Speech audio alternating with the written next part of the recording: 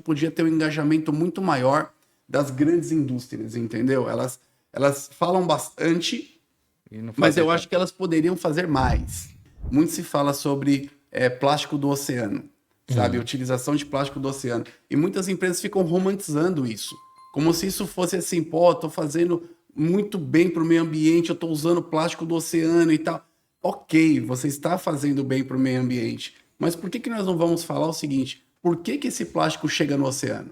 Como é que nós vamos fazer para educar as pessoas para esse plástico não chegar?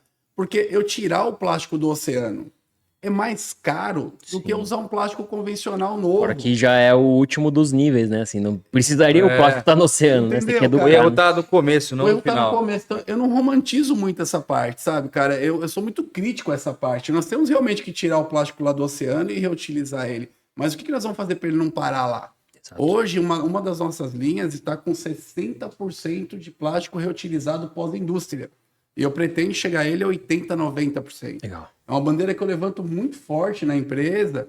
E é um case assim que hoje nós tivemos até uma reunião com os órgãos públicos da cidade lá, poder público, porque o pessoal queria entender um pouco da nossa indústria em relação à parte de sustentabilidade, né? E é um case muito legal que a gente levanta, mas eu acho que podia ter um engajamento muito maior das grandes indústrias, entendeu? Elas falam bastante, mas eu acho que elas poderiam fazer mais. Você acha que elas pensam só no retorno financeiro, talvez? Olha, o retorno financeiro, Gui, é a melhor coisa que tem nesse processo. É impressionante, porque traz um retorno financeiro absurdo. Mas você precisa de ter um engajamento no dia a dia, na rotina da empresa. Isso exige o quê? Hábito, adaptação, treinamento, procedimentos internos. E essa rede de supermercado que vocês falaram, só teve isso porque o dono, junto com uma liderança interna lá, eles se engajaram na causa de uma maneira absurda. E quando eles viram que começou a dar certo e a rentabilidade apareceu no negócio, e aí isso foi se multiplicando, né? E aí foi... Cada vez melhor. Cada vez melhor, cada vez melhor. Então, mas precisa de ter um engajamento. O início dá muito trabalho, porque não é você colocar uma caçamba de plástico no fundo da sua empresa e jogar tudo que é plástico lá. Porque copinho descartável é de plástico, mas é um polipropileno. Saquinho de lixo, às vezes, pode ser um polietileno de alta densidade ou baixa. Então, você tem que ter uma classificação.